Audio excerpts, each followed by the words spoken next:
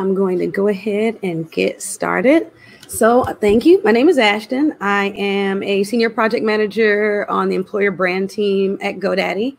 I'm over creative and social media. Before I did that, I was a web designer at GoDaddy. And before then, I worked in our hosting department. So I'm all about websites, website building and design and stuff like that. So just to get in, like to give you my talk entitled Into the SpiderVerse, how George Floyd and Miles Morales changed how we design for minority communities. And I'm sure in the last couple of years, we've all seen a lot of marketing campaigns and designs that have really changed over this really short span of time. So just to get started here, a few topics that we're going to go over. We've always been designers. Slavery and white supremacy as systems of design, emancipation by design, blackface and minstrelsy in design, the design of American advertising, typography of civil rights, organization of Black protest design, and designed existence as resistance. So we are going to kind of go through the history of design and how these specific things have been connected to the Black community in the United States and kind of like move through history into present day. So here we go. All right, so we've always been designers. Now, design is the oldest and the most deeply rooted creative expression on the continent of Africa. Traditional masks and artifacts like headrests were design objects intended for practical or spiritual use, reproduced traditionally by craftsmen and artisans of varying ability. And that comes from the Making Africa catalog in 2015. So with that, we're going to kind of dig into, well, not really dig, but just go over quickly photo writing and graphic writing design systems. And the image on the right are the symbols of the Nsibdi people. And that was the, well, not symbols of the Nsibdi people, but the symbols of the Nsibdi language, which was an ancient language created by the people of southern Nigeria. Now, in most graphic writing systems, you're going to see about 3 elements. The first is going to be common signs of human relationships and communication, that you can kind of see in that in that graphic there.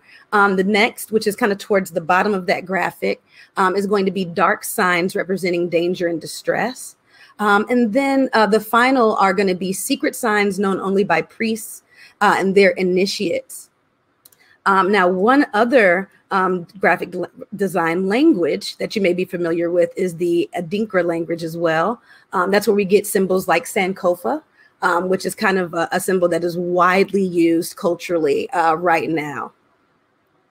So we went over the 3 levels, but ways you can see these design elements today they're very prevalent in a lot of our design elements that we use foundationally in the way we operate.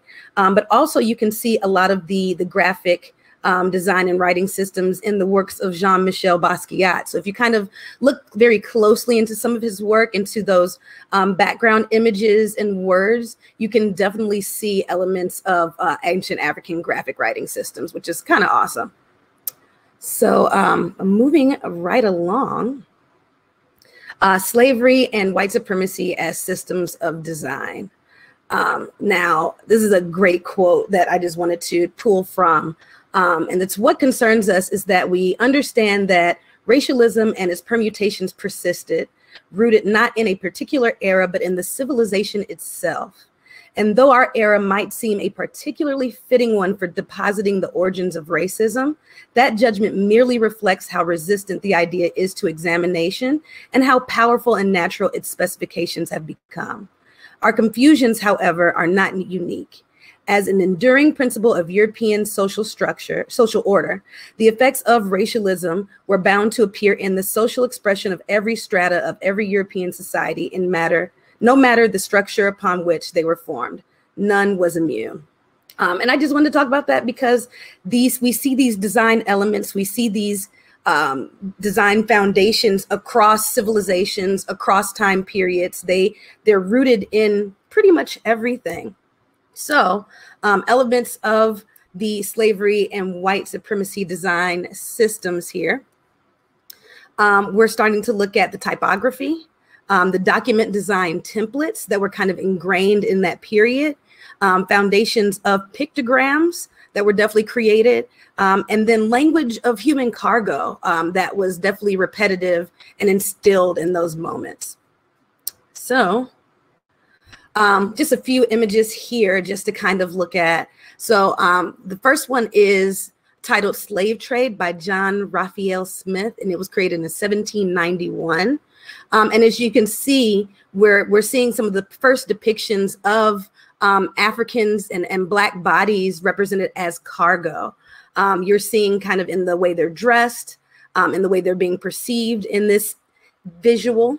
In the larger picture, you see a lot more people in this image. And you can tell that they are not happy. They're looking frightened. And it's really showing you, even down to the fabric that was worn, those images of what is perceived to be the slave trade. The next is a more kind of famous image there, which is the stowage of British slave ship. And this is where we start getting into some of the first pictograms that are really displaying these Black bodies being held as cargo on this ship. So we're starting to get into the imagery of that. You can see also in the diagram that oftentimes isn't shown is they even picture how to load them into the ship. So this is something that was been ingrained in that period, something that we see constantly in textbooks, and we associate it with the slave trade. Now also in the captives being brought aboard a slave ship on the west coast of Africa, we're now getting deeper into this display of human cargo. And we kind of begin to look at this image and understand how arts and creation can be based in this sense of loss on our end as Black people in design. So really kind of digging into the emotion in the image, what it really portrays, and really lending it to how we go about designing for our own communities and displaying emotion through this imagery. So next up are some of the actual designs of the period and a little bit afterwards that really begin to show the different parts of this system. So we have the slave auction handbill, where we really begin to see the language of calculated human cargo. We're really digging into how the language is formed to market these Black bodies. And especially with the way that the handbill is laid out, you're seeing the imagery, you're seeing how the most important parts of the messaging are in larger fonts or are italicized, are really just standing out amongst that body of work. And like I said, that typography of emphasis on that important information, letting you know that they are Negroes, letting you know that smallpox may become an issue with this group. So really putting that forward. And then we're getting into more templated documents, like the, yep, it looks like the session is recorded, yeah. More templated documents like the Guards and Pickets Slave Pass, where you're seeing that it was a full template. All you had to do was fill in these certain parts. You're seeing the typography here that was probably repeated and ingrained in the people of that time. And you're seeing it as a document of surveillance and restriction. So a lot of times, most likely these templated documents were associated with just those notions. And then moving a little bit further into the present, but a study that W.E.B. Du Bois did on the impact of slavery called the Georgia Negro was one of the first visualizations of the larger impact. In that map, you do see it's displayed where people were taken from and then where they were taken, and the impact of such. So people coming from all over that continent, but only truly ending up on those east coasts of the Americas and in the Caribbean. So, oh, nice. Thanks, Joshua. That's dope. So going into the emancipation by design section here. And really, I wanted to get into abolitionist broadsides and how those were really created and thought about and how they were designed.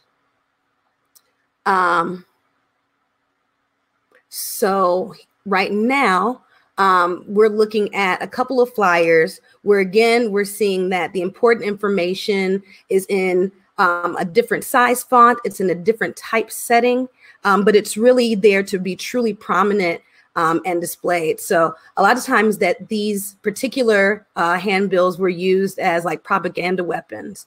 And one reason you're seeing multiple font types and sizes is because of the cost of keeping up with those type settings. A lot of printers did not have every single letter in every single font or enough of individual letters to create words in one type of font. So they had to use a variety of type settings in order to get the message across, but they still made sure to emphasize certain words, certain phrases, certain information that they wanted to be important and really catch the eye of the people that they were wanting to bring in.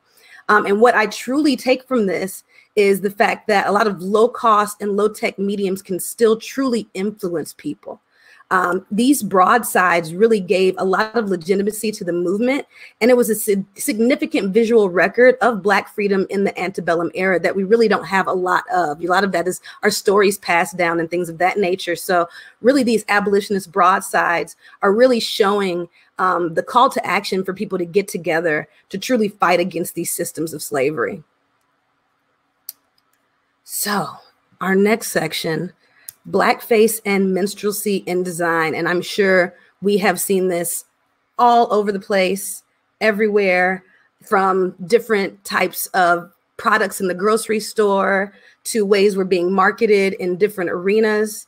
So really getting into blackface as being that exaggerated body form and features, an appropriated idea of the Black experience. And also minstrelsy being an invocation of the ethical and racially exotic. And then also absurdity and irreverence and recklessness of these people. But it comes more deeply from a longing of an ideal rural paradise from the group that creates these images. So just kind of digging in there. We're going to look at a few images here on this little timeline I have. So as we're seeing imagery around the time of emancipation, this is where we start seeing the character Jim Crow. And we're seeing those first images of that character around 1833. So still about 30 years before emancipation took place. But that's when we're seeing these visuals beginning to take root. And then directly following emancipation, we are seeing the Reconstruction period, where we're now moving into a lot more visuals of blackface and using terms like coon and things like that to describe their depictions of Black people in America. We're really showing the fonts that they used here and a lot of the industry. So look how they're dressed in that Coontown Chappie imagery. Look at the shoes. So they're showing that they dress well, but at the same time, they truly can't be trusted. And then kind of looking at just Jim Crow as a whole, because it did truly range from emancipation till 1968.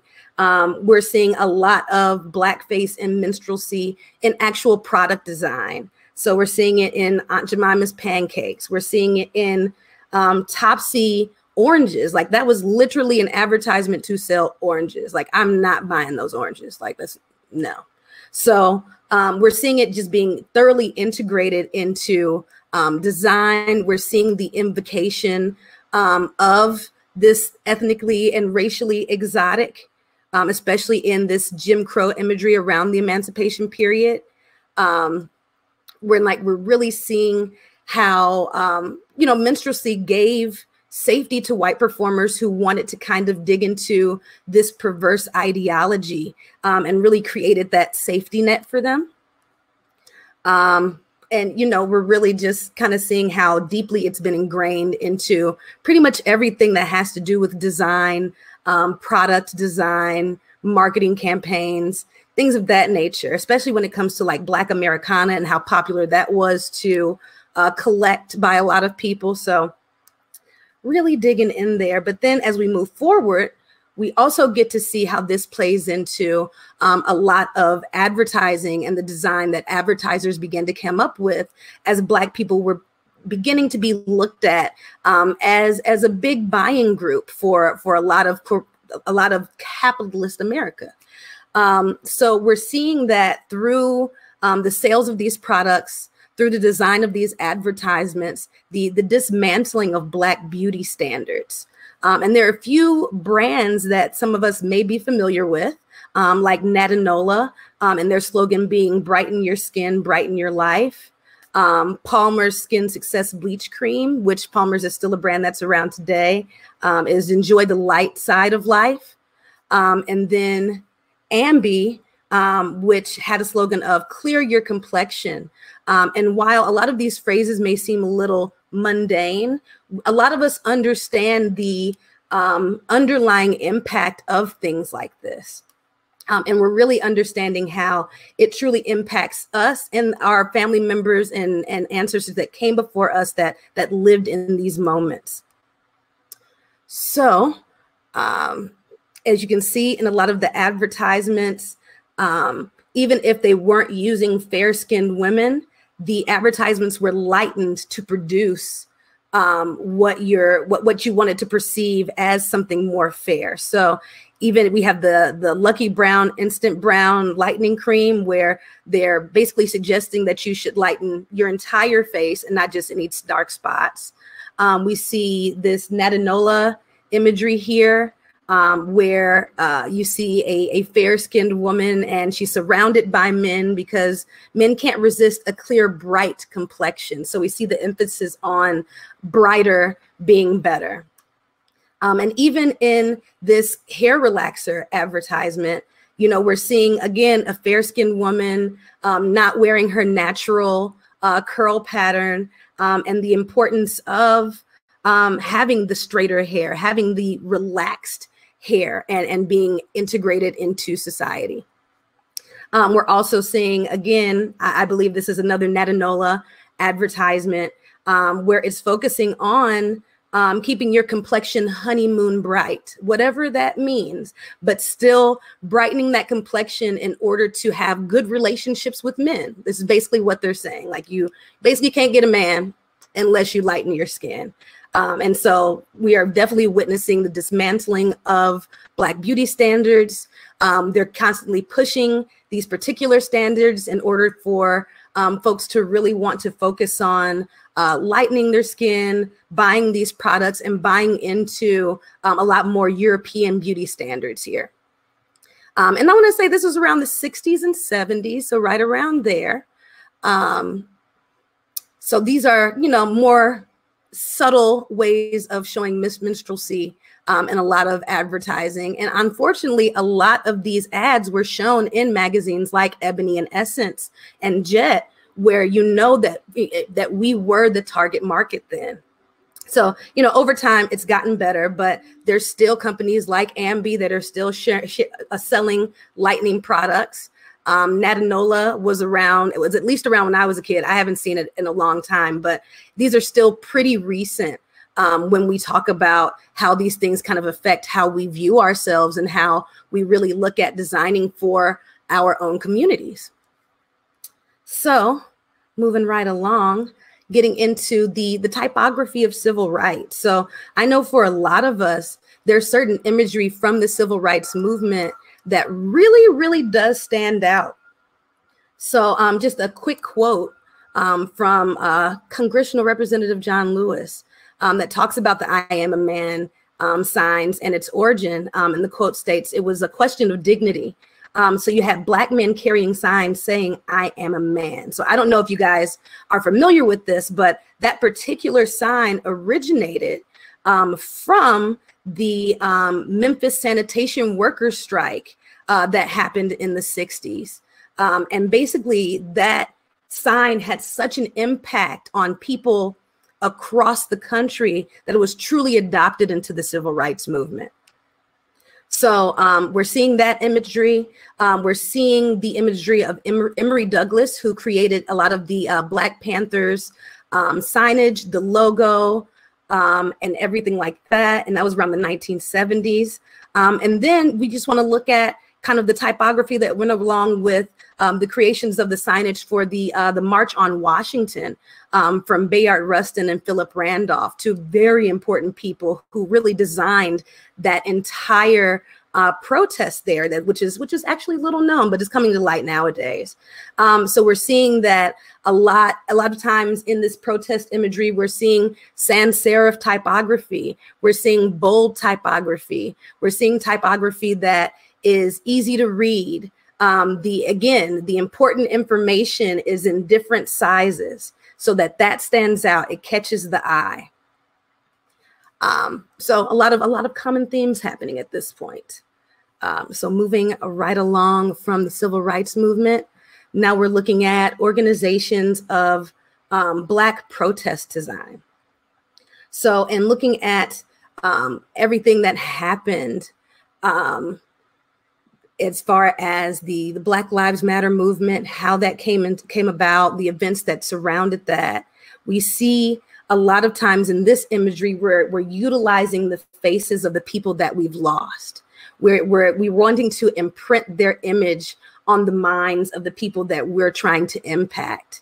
We're seeing that we are again using these sans serif fonts that are easy to read. They're just very, I don't want to say plain, but they're very impactful. They're even close to that impact font, where we're really wanting the font to stand out, catch the eye, and be as simple as possible, because a lot of the science of organizing is making sure that things are easily replicable, things that can be easily stenciled, things that can be easily recreated. So just going into the BLM logo, is created by an Oakland-based creative studio. They're usually focused on working with progressive movements, so they really understand how that font needs to be created. And they knew that for a movement like this, they would rather have a word mark than an image, so that it's strong, bold, and militant, again, easily replicable. And it's a low cost with quick turnaround. A lot of times when you have imagery and illustrations, they're harder to recreate. And then you see, and somebody brought this up in the chat, which is totally awesome, the artist Dred Scott recreated a flag that represented the NAACP's 1920 flag. A man was lynched by police yesterday, and really marking moments in history where we have experienced this, where this has happened, where people should gather to organize, and really showing as a visual emblem, as movements are definitely fueled by visuals. And again, that emphasis on the important messages. So keeping things short and sweet, making sure the font type and the typography is bold and eye-catching and easy to read, easily replicable. So moving into the present, designed existence as resistance. And I really wanted to kind of wrap up with this, because it's really showing how we're now able to see these designs that look like us. We're now able to create this imagery that is for us. It's created by our lived experiences. It couldn't be created if we didn't live these experiences and the people creating it weren't the ones living it. So just a few examples here. So to the left, we're seeing the depiction of Miles Morales from the movie Into the Spider-Verse. And we're seeing he has very ethnic features. Like they didn't shy away from the fact that he was an Afro-Latino male. They gave him a lot of the features that we would find very comfortable and natural to people in our community. Here, we're seeing imagery. We're seeing imagery from a recent campaign from a fashion designer named Joe Freshgoods that he's partnered with New Balance for a campaign called Outside Clothes. And we're seeing this imagery of Black families hanging out on a porch that I'm sure if you grew up where there was a porch, I'm sure you used to sit on the porch. Then again, we're seeing this other imagery of Miles Morales in the Spider-Man video game that came out for PS5. And I feel like I'm never going to get one because they're always going to be on back order. But we're seeing that finally, we're really, we're really getting into the design of Black hair. For so long, we were stuck with these geometric shaped braids and these hairstyles that really didn't show Black hair. But now people are allowed to take the time out to really create it. I mean, look at this man's lining. Like, he's lined up. That is not, I've never seen a lining like that in a video game. Like, never. So we're really getting to focus on that. Also, just shameless plug here, was a design that I created for GoDaddy for a past Afrotech, where I created a vector print of wax print and incorporated it into a lot of our swag and imagery for a booth that we created so that it truly spoke to our community. And then the final image is a campaign with Nike and an organization in Chicago called League of Their Own that really focuses on women in urban communities really getting into basketball, being able to shine and highlight their skills. And I just love this one because you look at the nail designs, which at a certain point in time would have been called ghetto. Or you're seeing, the way that they're wearing the stacked bracelets and the rings that kind of remind us of our aunties growing up. Like, so we're able to actually see ourselves in a lot of this imagery, and we're getting the chance to actually be on these teams and have a seat at the table where we're having a say in how we are depicted. So kind of digging in here. So we're seeing the urban art of the Joe Fresh Goods outside clothes. We're seeing girls playing double dutch. We're seeing kids playing in an alley with a shirt that says "We miss when outside was outside." We see our favorite uncle's sandals, and he's manning the grill in those bad boys. You lived this imagery, you understand it, you connect with it. You see imagery of the candy lady. Like, who didn't have a candy lady growing up? And I apologize if you didn't. It was a great experience having a candy lady growing up. So I'm so sorry if you didn't.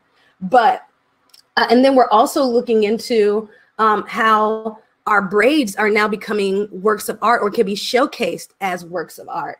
So we're seeing Shani Crow, who had a traveling exhibit called Braids, where she was actually able to create these works of art, create these designs that also spoke to the fact that a lot of our braid designs in the past were actually by necessity. They were maps, they were instructions, they were ways to hold food. Like, I don't know if a lot of y'all know this, but okra got to the United States through braids.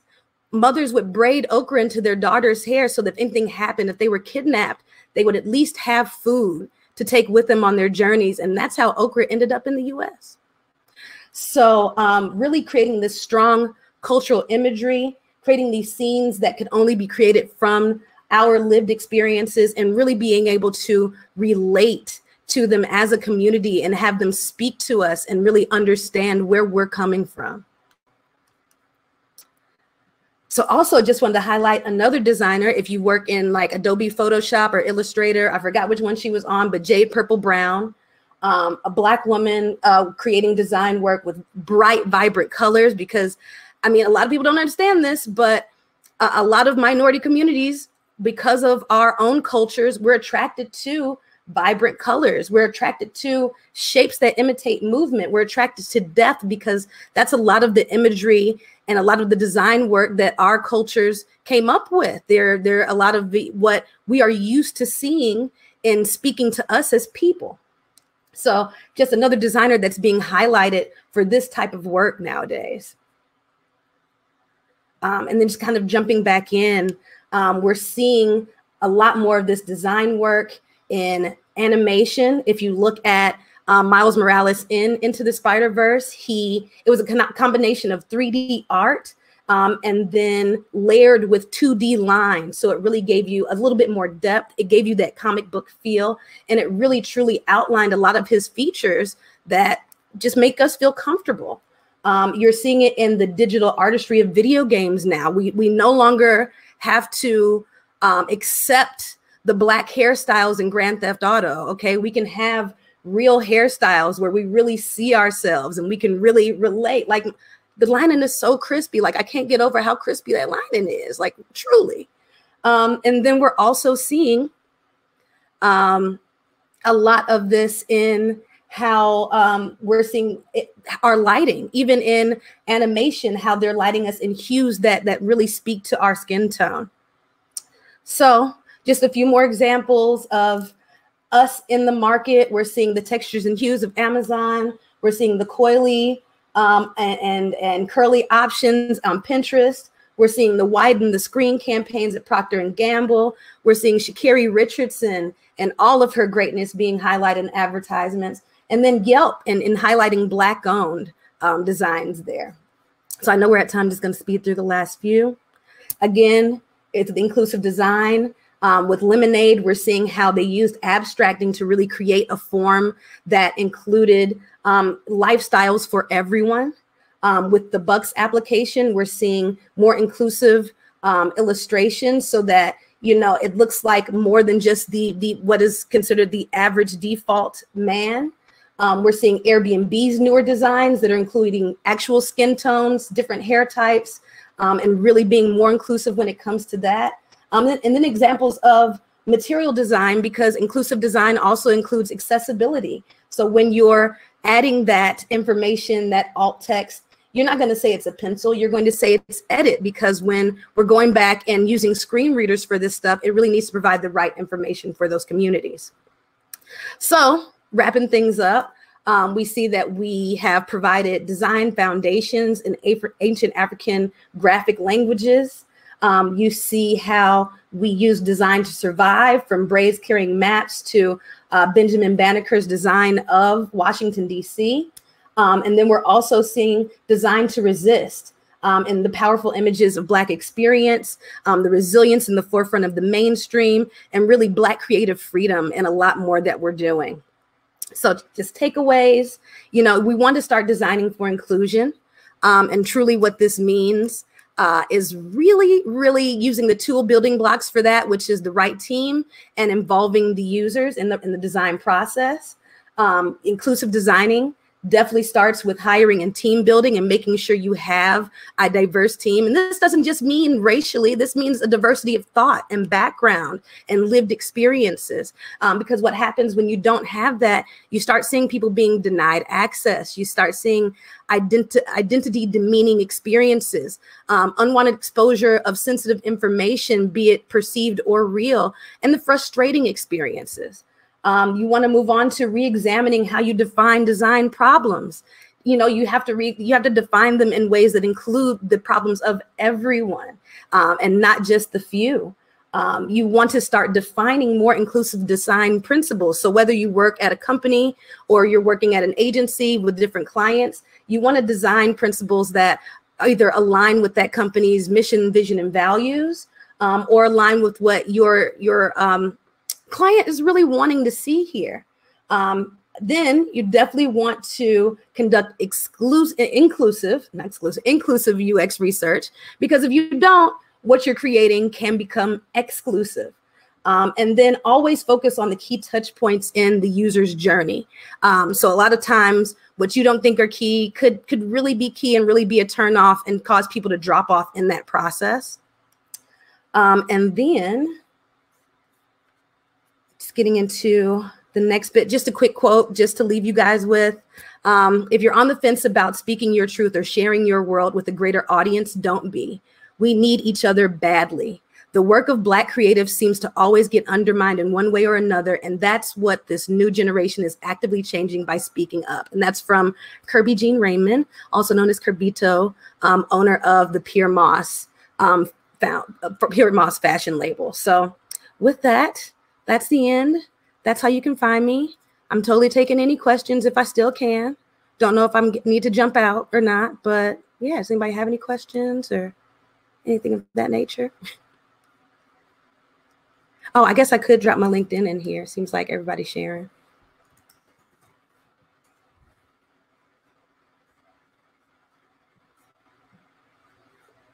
My title is Employer Brand Project Manager over Creative and Social at GoDaddy.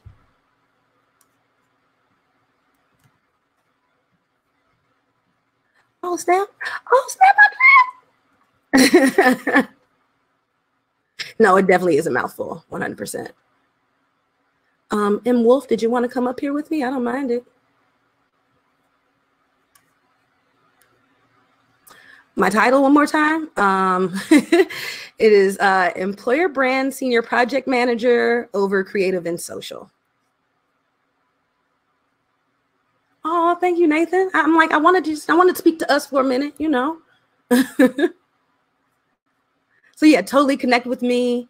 We can totally talk on LinkedIn. I'm totally down. I'll drop this in here again. Thank you all.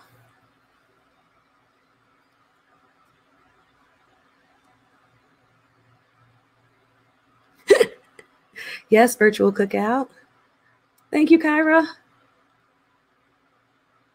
Thank you, Alan.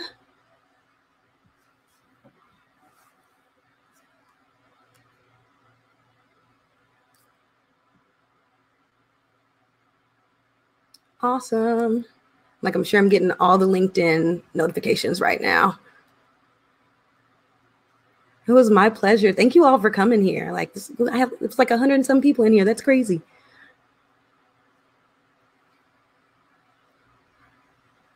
Yeah, I recently also learned about the okra thing. Kind of blew my mind, honestly. Oh, thank y'all.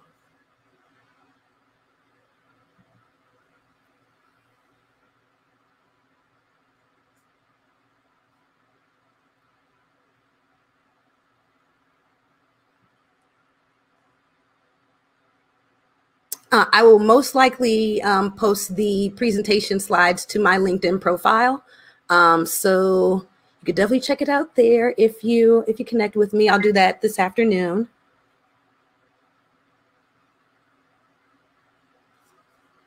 Oh yeah, no, Cheryl Holmes Miller is the truth. Like, I want to say that 80% of the stuff I know about being Black in design is from Cheryl Holmes Miller. Like, for real, for real. Like, she is definitely someone to definitely follow, get into all of her teachings, go look up all of her past presentations. Like, she has done amazing work. Nice.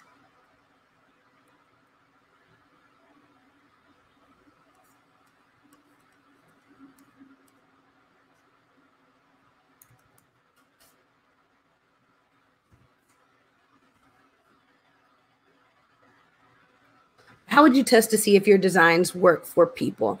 I always suggest A/B testing. Like, I'm always a huge advocate of A/B testing, making sure doing testing with 2 different options, seeing which one really works the best for the majority of people. Because again, you want to be able to design and solve for everyone.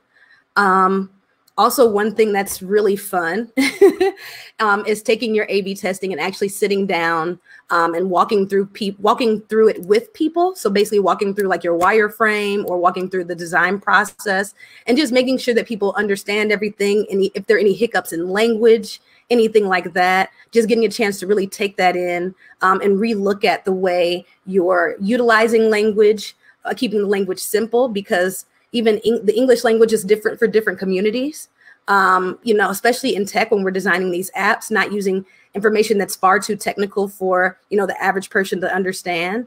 So yeah, I mean, really testing it would be to really just get it out there into the world, getting like a small selection group to really go through and figure out if what you're doing is what needs to be done.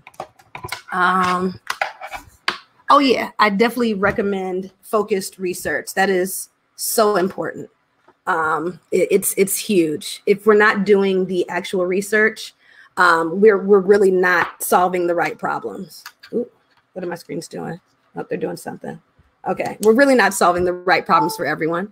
So yeah, we do have to definitely do like surveying, getting sample sizes, really digging into how people best utilize technology. So yeah, big call for UX research roles.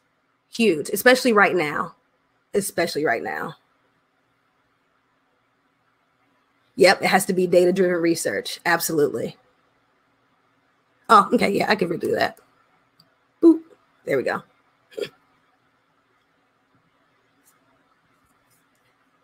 And then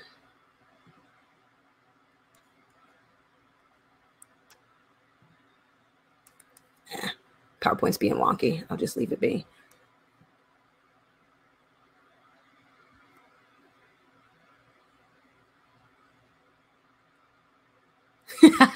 Yes, I do have an old school chain on my glasses. Yes.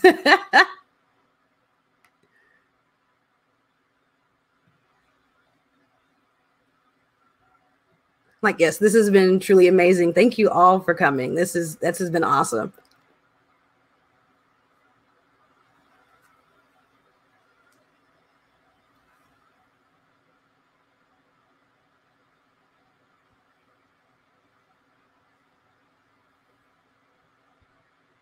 Ooh, creative inspirations that I explore outside of work. So definitely one is definitely J. Purple Brown. Again, like most of my creative inspirations were actually in the deck. So when thinking about like illustration, imagery, things like that, and the vibrant colors, J. Purple Brown is a big one for me. Definitely like Joe Freshgoods is another one. Actually, his entire, there's kind of like a collective that they're under called Fat Tiger Workshop. Yep, Jade, J-A-D-E. So Fat Tiger Workshop is, yep, a Chicago brand. And a lot of what they create is imagery for the Black communities, very culturally relevant imagery, things like that. So they're a huge inspiration to me when it comes to a lot of times creating those campaigns that need to speak to these individual communities. I'm not a part of every community, so I love pulling in people at my work that are part of those communities to give me insight on how to create that. Like even right now, we're hosting a networking event for our Latinx in Tech ERG. And one person said, let's just call it a networking event.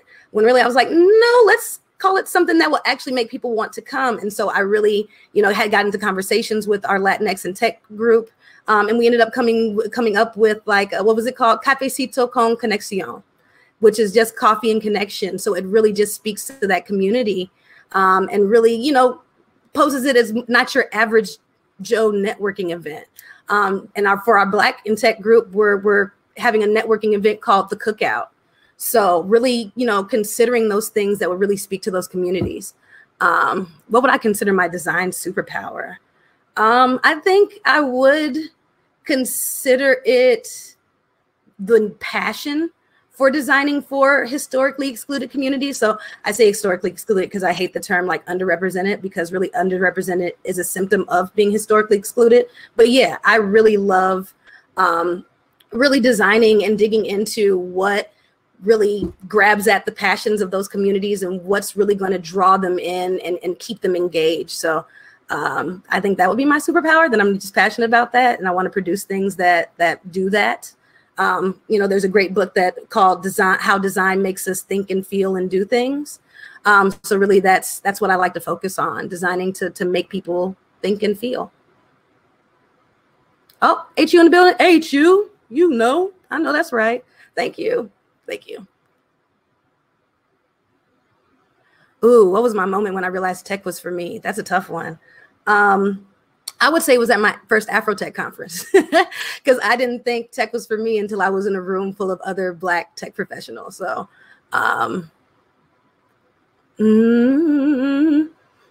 gravitate towards UX because I like helping the user experience because it helps people. And that was my quick answer.